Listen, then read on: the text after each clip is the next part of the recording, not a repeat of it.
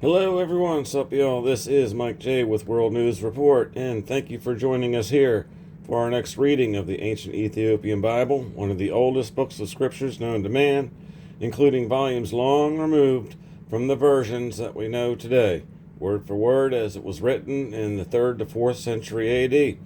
Any comments or questions are welcome. So, in our last reading, Moses continues quoting the Lord on the way of the chosen ones, the sacrifices, holocausts, methods, the clean and unclean animals to eat or not eat, the 7-year slave, and how to deal with insolence of false prophets or other nere-do-wellers, and also mentions an unforetold prophet with an oracle of truth. I wonder who that could be. Folks, we are so close to finishing up the Old Testament's Pentateuch or Torah law section and getting into the historical writings, including some of those lost books. So let's continue with our journey in reading number 25, Deuteronomy 19 through 27. Deuteronomy 19.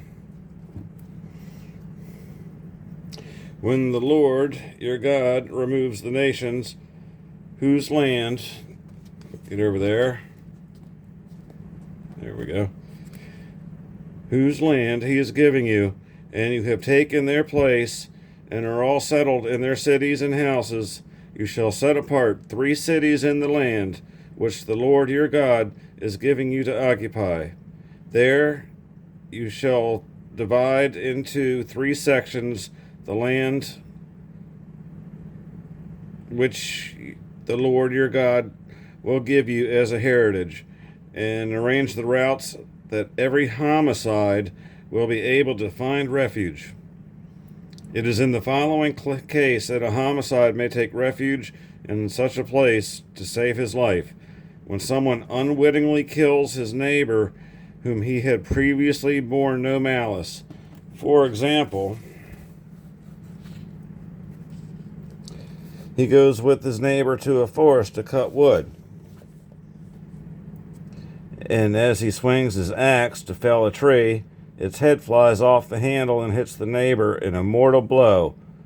But he may take refuge in one of these cities to save his life.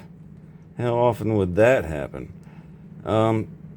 Should the distance be too great, the avenger of blood may, in the heat of his anger, pursue the homicide and overtake him and strike him dead, even though he does not merit death, since he had previously borne the slain man no malice. That is why I order you to set apart 3 cities. But if the Lord your God enlarges your territory, as he swore to your fathers, and gives you all the land he promised your fathers he would give, in the event that you carefully observe all these commandments which I enjoin on you today, loving the Lord your God, and ever walking in his ways. Then add 3 cities to these 3. Thus, in the land which the Lord your God is giving you as a heritage, innocent blood will not be shed, and you will not become guilty of bloodshed. However, if someone lies in wait for his neighbor out of hatred for him, and rising up against him strikes him mortally, and then takes refuge in one of the cities, the elders of his own city shall send for him and have him taken from there, and shall hand him over to be slain by the avenger of blood. Do not look on him with pity, but purge from Israel the stain of shedding innocent blood, that you may prosper. You shall not move your neighbor's landmarks erected by your forefathers in the heritage you receive in the land which the Lord your God is giving you to occupy. 1 witness alone shall not take the stand against a man in regard to any crime or any offense of which he may be guilty. A judicial fact shall be established only on the testimony of 2 or 3 witnesses. If an unjust witness takes the stand against a man to accuse him of a defection from the law, the two parties in the dispute shall appear before the Lord in the presence of the priests or judges in office at that time. And if after a thorough investigation the judge finds that the witness is a false witness and has accused his kinsman falsely, you shall do to him as he planned to do to the kinsman. Thus you shall purge the evil from your midst. The rest, on hearing of it, shall fear, and never again do a thing so evil among you. Do not look on such a man with pity. Life for life, eye for eye, tooth for tooth, hand for hand, and foot for foot. Deuteronomy chapter 20. When you go out to war against your enemies, and you see horses and chariots, and an army greater than your own, do not be afraid of them, for the Lord your God, who brought you up from the land of Egypt, will be with you. When you are about to go into battle, the priest shall come forward and say to the soldiers, Hear, O Israel, today you are going into battle against your enemies. Be not weakened or afraid, be neither alarmed nor frightened by them, for it is the Lord your God who goes with you to fight for you against your enemies and give you victory. Then the officials shall say to the soldiers, Is there anyone whom has built a new house and has not yet had the housewarming? Let him return home, lest he die in battle and another dedicate it. Is there anyone who has planted a vineyard and never yet enjoyed its fruits? Let him return home, lest he die in battle and another enjoy its fruits in his stead. Is there anyone who has betrothed a woman and not yet taken her as his wife? Let him return home, lest he die in battle and another take her to wife. In fine, the officials shall say to the soldiers, Is there anyone who is afraid and weak-hearted? Let him return home, lest he make his fellows as faint-hearted as himself. When the officials have finished speaking to the soldiers, military officers shall be appointed over the army. When you march up to attack a city, first offer it terms of peace. If it agrees to your terms of peace and opens its gates to you, all the people to be found in it shall serve you in forced labor. But if it refuses to make peace with you and instead offers you battle, lay siege to it. And when the Lord your God delivers it into your hand, put every male in it to the sword, but the women and children and livestock and all else in it that is worth plundering you may take as your booty. And you may use this plunder of your enemies which the Lord your God has given you. This is how you shall deal with any city at a considerable distance from you, which does not belong to the peoples of this land. But in the cities of those nations which the Lord your God is giving you as your heritage, you shall not leave a single soul alive. You must doom them all, the Hittites, Amorites, Canaanites, Perizzites, Hivites, and Jebusites. And the Lord your God has commanded you, lest they teach you to make any such abominable offerings as they make to their gods. And you thus sin against the Lord your God. When you are at war with the city and have to lay siege to it for a long time before you capture it, you shall not destroy its trees by putting an axe to them. You may eat their fruit, but you must not cut down the trees. After all, are the trees of the field men, that they should be included in your siege? However, those trees which are not fruit trees, you may destroy. Get up there.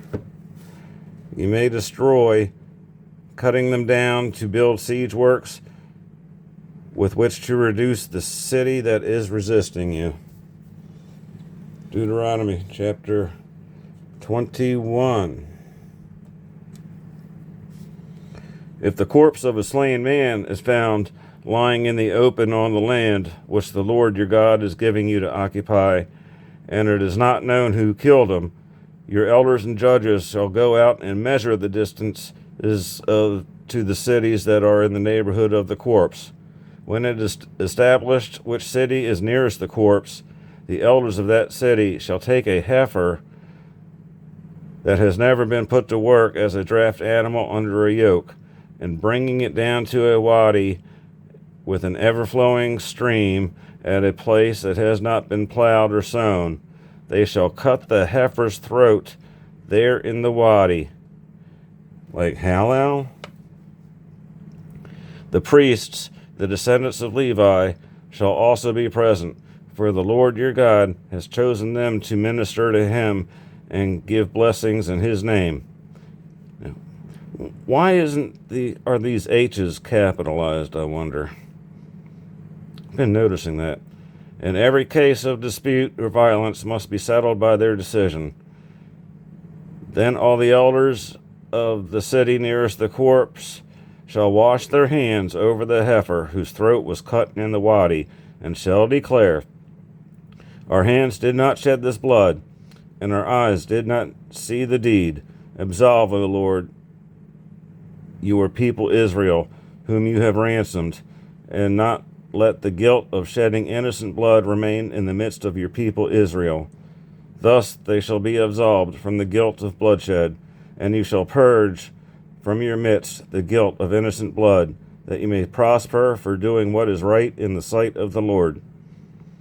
When you go out to war against your enemies, and the Lord your God delivers them into your hand, so that you take captives, if you see a comely woman among the captives, and become so enamored of her that you wish to have her as wife, you may take her home to your house. But before she may live there, she must shave her head and pare her nails. I guess it's time I do mine too, huh? And lay aside her captive's guard. After she has mourned her father and mother for a full month, you may have relations with her, and you shall be her husband, and she shall be your wife. However, if you later lose your liking for her, you shall give her her freedom if she wishes it, but you shall not sell her or enslave her, since she was married to you under compulsion. If a man with 2 wives loves one and dislikes another, and of both bear him sons, but the firstborn is of her whom he dislikes, when he comes to bequeath his property to his sons, he may not consider as his firstborn the son of the wife he loves, in preference to his true firstborn, the son of the wife whom he dislikes. On the contrary, he shall recognize as his firstborn the son of her whom he dislikes, giving him a double share of whatever he happens to own. How is that possible? Since he is the first fruits of his manhood, and to him belong the rights of the firstborn. If a man has a stubborn and unruly son who will not listen to his father or mother, and will not obey them even though they chastise him, his father and mother shall have him apprehended and brought out to the elders at the gate of his home city, where they shall say to those city elders, this son of ours is a stubborn and unruly fellow who will not listen to us.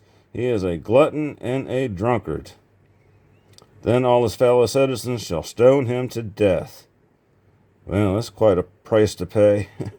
Thus you shall purge all evil from your midst, and all Israel, on hearing of it, shall fear. If a man guilty of a capital offense is put to death, and his corpse is hung on a tree, it shall not remain on the tree overnight. You shall bury it the same day. Otherwise, since God's curse rests on him who hangs on a tree, you will defile the land which the Lord your God is giving you as an inheritance.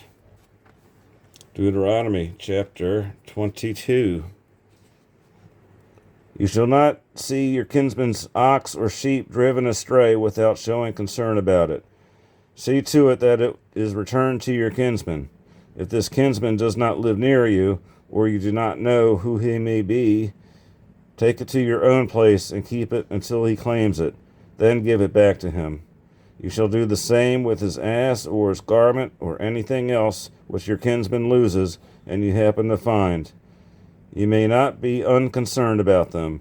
You shall not see your kinsman's ass or ox foundering on the road without showing concern about it.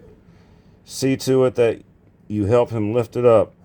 A woman shall not wear an article proper to a man, nor shall a man put on a woman's dress. For anyone who does such things is an abomination to the Lord your God. If, while walking along, you chance upon a bird's nest with young birds or eggs in it, in any tree or on the ground, and the mother bird is sitting on them, you shall not take away the mother bird along with her brood. You shall let her go, although you may take her brood away. It is thus that you shall have prosperity and a long life. When you build a new house, put a parapet around the roof. Otherwise, if someone falls off, you will bring blood suit upon your house. Stay off my roof. You shall not sow your vineyard with two different kinds of seed. If you do, its produce shall become forfeit.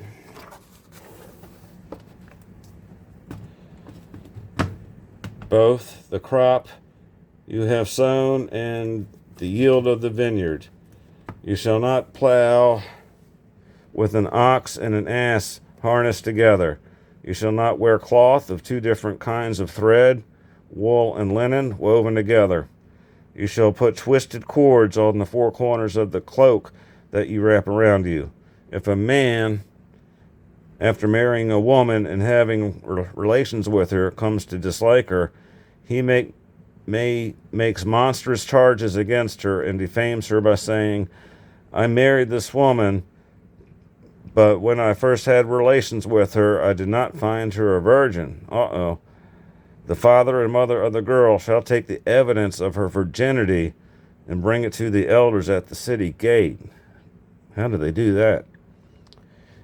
There the father of the girl shall say to the elders, I gave my daughter to this man in marriage, but he has come to dislike her, and now brings monstrous charges against her, saying, I did not find your daughter a virgin. But here is the evidence of my daughter's virginity.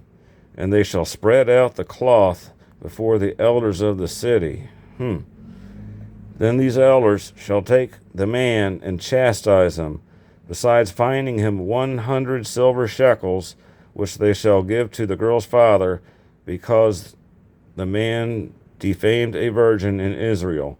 Moreover, she shall remain his wife, and he may not divorce her as long as he lives.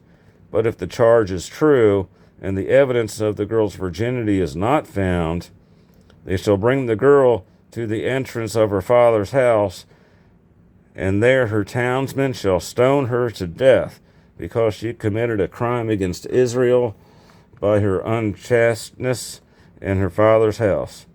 Thus you shall purge the evil from your midst. If a man is discovered having relations with a woman who is married to another, both the man and the woman whom he had relations shall die. Thus you shall purge the evil from your midst. If within the city a man comes upon a maiden who is betrothed and has relations with her, you shall bring them both out to the gate of the city, and there stone them to death. The girl, because she did not cry out for help, though she was in the city, and the man, because he violated his neighbor's wife. Thus you shall purge the evil from your midst. If, however, it is in the open fields that a man comes upon a betrothed maiden, seizes her, and has relations with her, the man alone shall die. You shall do nothing to the maiden, since she is not guilty of a capital offense. This case is like that of a man who rises up against his neighbor and murders him. It was in the open fields that he came upon her, and through the betrothed maiden may have cried out for help. There was no one to come to her aid. If a man comes upon a maiden who is not betrothed and takes her and has relations with her, and their deed is discovered, the man who had the relations shall pay the girl's father 50 shekels and take her as his wife, because he has deflowered her. Moreover, he may not divorce her as long as he lives. Deuteronomy chapter 23. A man shall not marry his father's wife, nor shall he dishonor his father's bed. No one whose testicles have been crushed, or whose penis has been cut off, may be admitted into the community of the Lord. No child of an incestuous union may be admitted into the community of the Lord, nor any descendant of his even to the 10th generation. No Amorite or Moabite may ever be admitted into the community of the Lord, nor any descendants of theirs even to the 10th generation, because they would not succor you with food and water on your journey after you left Egypt, and because Moab hired Balaam, son of Beor, remember them, Pethor and Aram, Naharim, to curse you.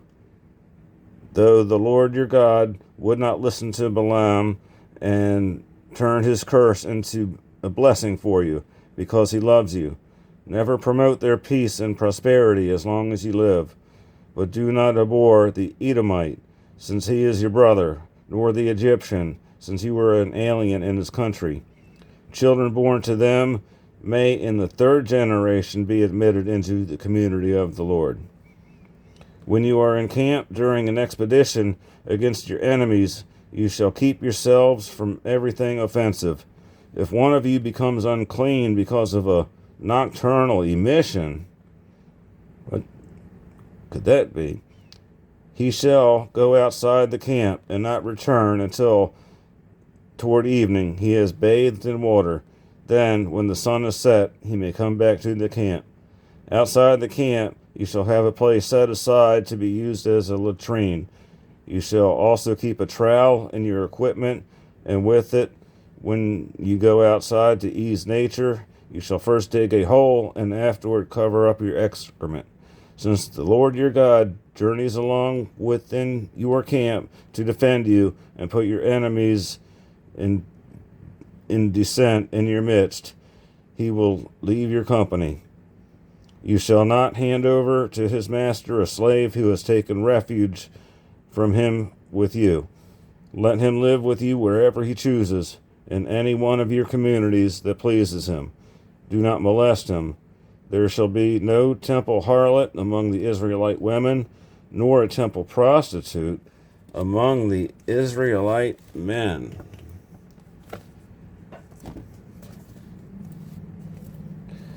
You shall not offer a harlot's fee or a dog's price as any kind of votive offering in the house of the Lord your God. Both these things are an abomination to the Lord your God. You shall not demand interest from your countrymen on a loan of money or of food or of anything else on which interest is usually demanded. You may demand interest from a foreigner, but not from your countrymen, so that the Lord your God may bless you in all your undertakings in the land that you are to enter and occupy. When you make a vow to the Lord your God, you shall not delay in fulfilling it. Otherwise, you will be held guilty for the Lord your God is strict in requiring it of you. You shall refrain from making a vow. You will not be held guilty. But you must keep your solemn word and fulfill the votive offering you have freely promised to the Lord.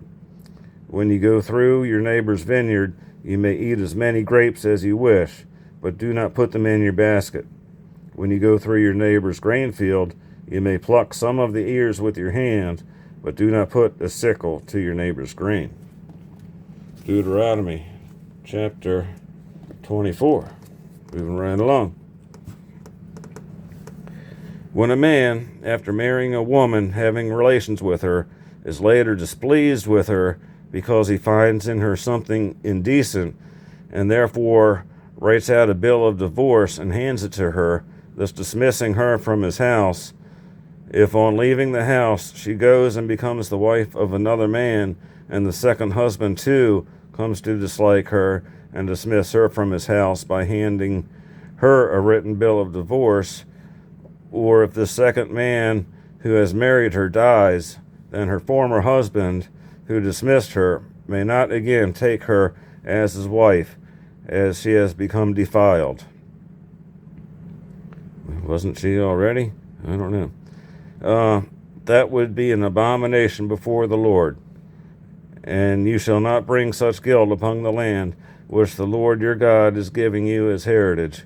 When a man is newly wed, he need not go out on a military expedition, nor shall any public duty be imposed on him. He shall be exempt for 1 year for the sake of his family, to bring joy to the wife he has married. No one shall take a handmill or even its upper stone as a pledge for debt, for he would be taking the debtor's substance as a pledge. If any man is caught kidnapping a fellow Israelite in order to enslave and sell them, the kidnapper shall be put to death. Thus you shall purge the evil from your midst. In an attack of leprosy, you shall be careful to observe exactly and to carry out all the directions of the Levitical priests. Take care to act in accordance with the instructions I have given them. Remember what the Lord your God did to Miriam on the journey after you left Egypt. When you make a loan of any kind to your neighbor, you shall not enter his house to receive a pledge from him, but shall wait outside until the man whom you are making the loan brings his pledge outside to you. If he is a poor man, you shall not sleep in the mantle he gives you as a pledge, but shall return it to him at sunset, that he himself may sleep in it. Then he will bless you, and it will be a good deed of yours before the Lord your God. You shall not defraud a poor and needy hired servant, whether he be one of your own countrymen or one of the aliens who live in your communities. You shall pay him each day's wages before sundown on the day itself, since he is poor and looks forward to them. Otherwise, he will cry to the Lord against you, and you will be held guilty. Fathers shall not be put to death for their children, nor children for their fathers. Only for his own guilt shall a man be put to death. You shall not violate the rights of the alien or of the orphan, nor take the clothing of a widow as a pledge. For remember, you were once slaves in Egypt, and the Lord your God ransomed you from there. That is why I command you to observe this rule. When you reap the harvest in your field and overlook a sheaf there, you shall not go back to get it. Let it be for the alien, the orphan, or the widow, that the Lord your God may bless you in all its undertakings. When you knock down the fruit of your olive tree, you shall not go over the branches a second time. Let what remains be for the alien, the orphan, and the widow. When you pick your grapes, you shall not go over the vineyard a second time. Let what remains be for the alien, the orphan, and the widow. For remember that you were once slaves in Egypt. That is why I command you to observe this rule. Deuteronomy chapter 25. When men have a dispute and bring it to court, and a decision is handed down to them, acquitting the innocent party and condemning the guilty party, if the latter deserves stripes or lashes, the judge shall have him lie down and in his presence receive the number of stripes his guilt deserves. 40 stripes may be given to him, but no more, lest, if he were beaten with more stripes than these, your kinsman should be looked upon as disgraced because of the severity of the beating. You shall not muzzle an ox when it is treading out grain. When brothers live together, and one of them dies without a son, the widow of the deceased shall not marry anyone outside the family, but her husband's brother shall go to her and perform the duty of a brother-in-law by marrying her. The firstborn son she bears shall continue the line of the deceased brother, that his name may not be blotted out from Israel. If, however, the man does not care to marry his brother's wife, she shall go up to the elders at the gate and declare, My brother-in-law does not intend to perform his duty toward me and refuses to perpetuate his brother's name in Israel. Well, maybe he didn't like her. Sorry, brother, wrong choice. Thereupon the elders of his city shall summon him and admonish him. If he persists in saying, I am not willing to marry her, his sister-in-law in the presence of the elders shall go up to him and strip his sandal from his foot and spit in his face, saying publicly, This is how one should be treated who has not built up his brother's family. And his lineage shall be spoken of in Israel as the family of the man stripped of his sandal. When two men are fighting, and the wife of one intervenes to save her husband from the blows of his opponent, if she stretches out her hand and seizes the latter by his private parts, you shall chop off her hand without pity.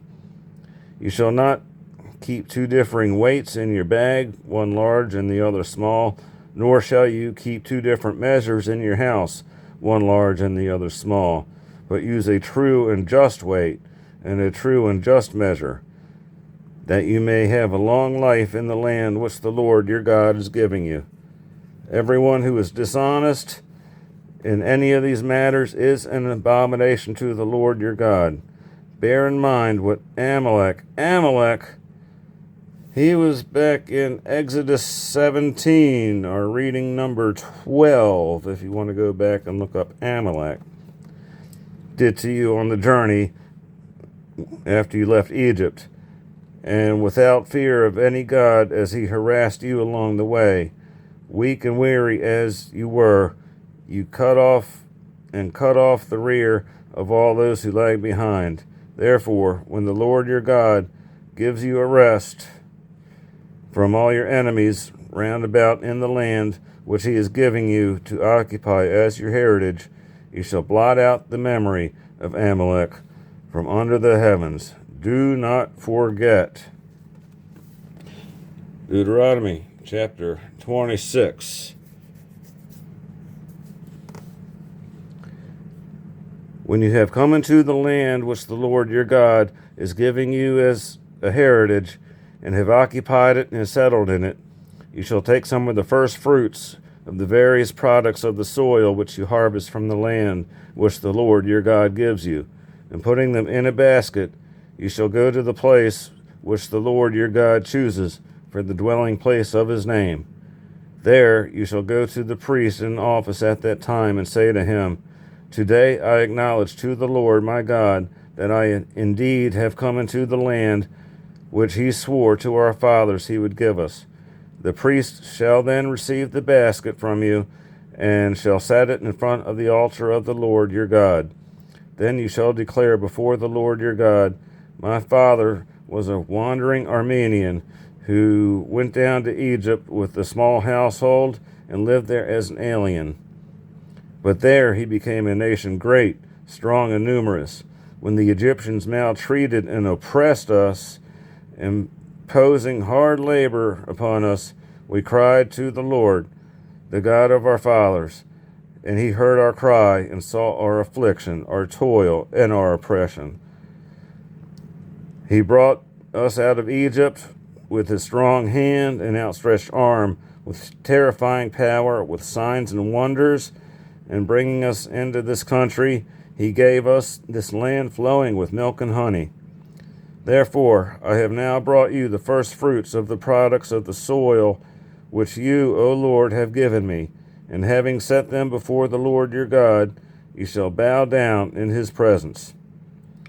Then you and your family, together with the Levite and the aliens who live among you, shall make merry over all those good things which the Lord your God has given you.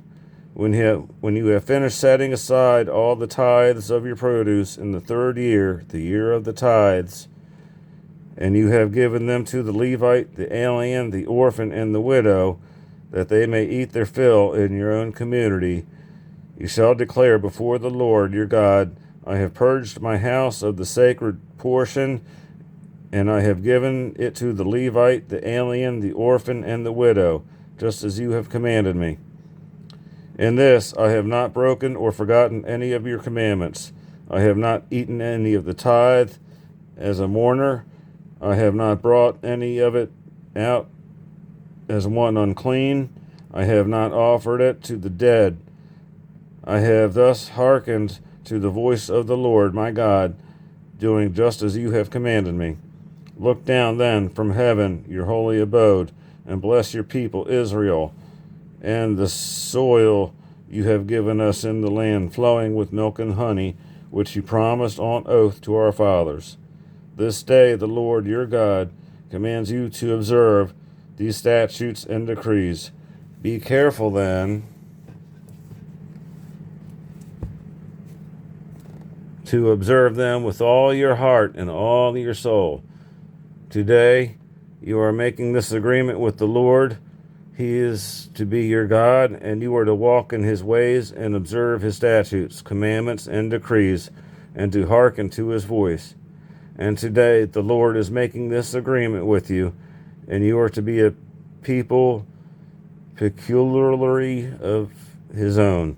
And he promised you and provided to keep you all his commandments, and he will then raise you high in praise and renown and glory above all other nations he has made, and you will be a people sacred to the Lord your God, as he promised. Final chapter, Deuteronomy chapter 27. Then Moses, with the elders of Israel, gave the people this order: keep all these commandments which I enjoin on you today. On the day you cross the Jordan into the land which the Lord your God is giving you, set up some large stones and coat them with plaster. Also write on them, at the time you cross, all the words of this law, that you may thus enter into the land of milk and honey, which the Lord your God and the God of your fathers is giving you, as he promised you. When moreover you had crossed in the Jordan, besides setting up on Mount Ebal these stones concerning which I command you today, and coating them with plaster, you shall also build to the Lord your God an altar made of stones that no iron tool has touched. You shall make this altar of the Lord your God with undressed stones, and offer it on holocausts to the Lord your God. You shall also sacrifice peace offerings and eat them there, making merry before the Lord your God. On the stones you shall inscribe all the words of this law very clearly. Moses, with the Levitical priests, then said to all Israel, be silent, O Israel, and listen. This day you have become the people of the Lord your God. You shall therefore hearken to the voice of the Lord your God, and keep his commandments and statutes which I enjoin on you today. That same day Moses gave the people this order: when you cross the Jordan, Simeon, Levi, Judah, Issachar, Joseph, and Benjamin shall stand on Mount Gerizim to pronounce blessings over the people, while Reuben, Gad, Asher, Zebulun, Dan, and Naphtali shall stand on Mount Ebal to pronounce curses. The Levites shall proclaim aloud to all the men of Israel, cursed be the man who makes a carved or molten idol, an abomination to the Lord, the product of a craftsman's hands, and sets up in secret. And all the people shall answer, Amen. Cursed be he who dishonors his father or his mother. And all the people shall answer, Amen. Cursed be he who moves his neighbor's landmarks. And all the people shall answer, Amen. Cursed be he who misleads a blind man on his way. And all the people shall answer, Amen. Cursed be he who violates the rights of the alien, the orphan, or the widow. And all the people shall answer, Amen. Cursed be he who has relations with his father's wife, for he dishonors his father's bed. And all the people shall answer, Amen. Cursed be he who has relations with any animal. And all the people shall answer, Amen.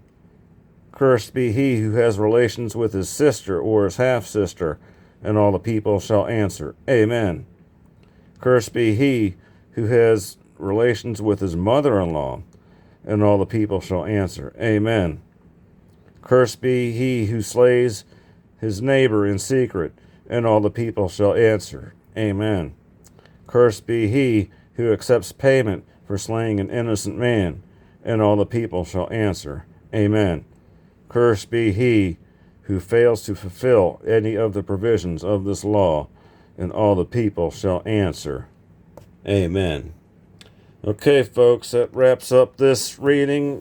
Next reading, we will finish up Deuteronomy and start getting into this historical section of the Old Testament. Again, this is Mike with World News Report, asking you to please like, share, and sub. Any comments or questions are welcome, as this is a learning process for us all. Thanks again. Much love. God bless. Mike out.